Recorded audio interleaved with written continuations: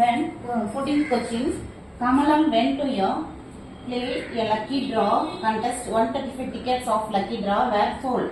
If the probability of Kamalam winning is 1/9, then the number of tickets bought by Kamalam is dash.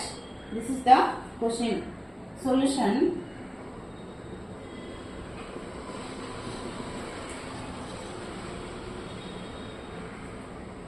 It's a formula. It's given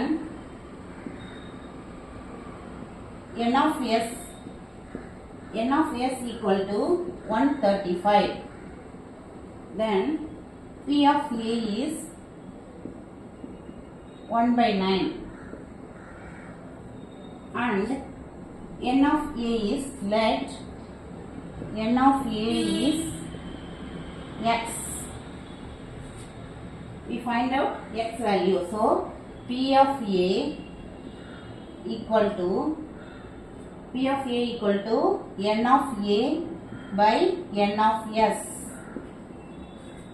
equal to 1/9 equal to x by 135. Now x equal to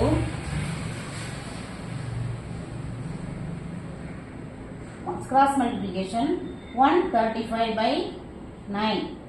Therefore x equal to 15.